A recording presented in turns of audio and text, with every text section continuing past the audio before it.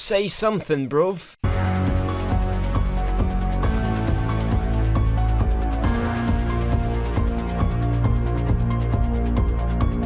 It's Dopey Poke's Monster Madness! Hello everyone and welcome to day 18 of Terrorthon. Wow, we're here already.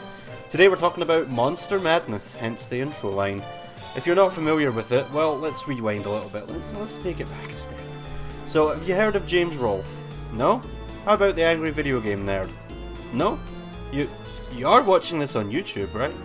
Okay, anyway, so just in case you didn't know, James Rolfe, the Angry Video Game Nerd, he's been making videos since 2006, if not before, talking about crappy games and having a good old time with it with lots of special effects and compound curse words, because everyone loves those. Okay, but what you might not have known is that James Rolfe actually has a much bigger passion for movies than he does games. I think that's actually always been the case, but in recent years that's been a lot more apparent. He is especially a fan of horror movies, much like myself.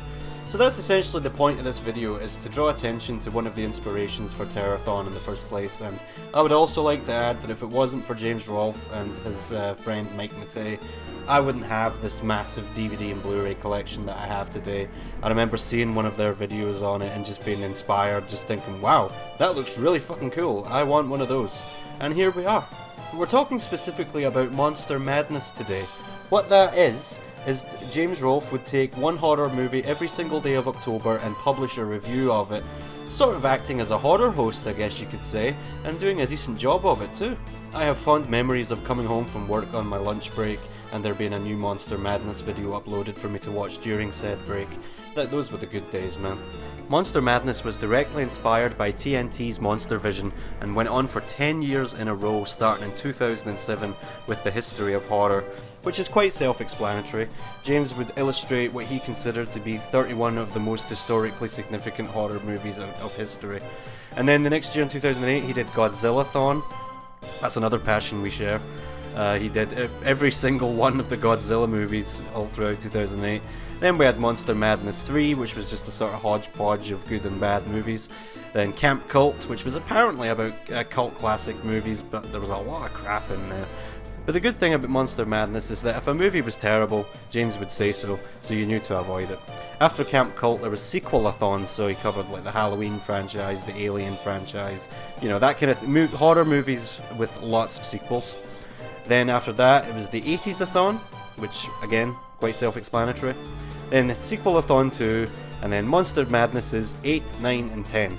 And then it went away. Aside from doing these Monster Madness marathons every October, James would also delve into other subject matter. For example, he did an extended interview with horror host Joe Bob Briggs, which was very informative and entertaining. I recommend you check it out. He's also done location tours for the Cemetery of Night of the Living Dead, the shopping mall in Pennsylvania from Dawn of the Dead, and also he went to Sleepy Hollow and has covered Blobfest. So he's obviously very passionate about horror movies, and I recommend checking out these Monster Madness videos, especially considering that it's come back this year after a 4-year hiatus. They're doing Monster Madness around the world, a different horror movie every day from a different country every single day. Didn't a certain other October marathon do that last year? Is James a fan of Terrorthon? I have learned a lot from James and his Monster Madnesses, and I really appreciate them. And if you've never seen them before, I highly recommend you check them out. See you tomorrow.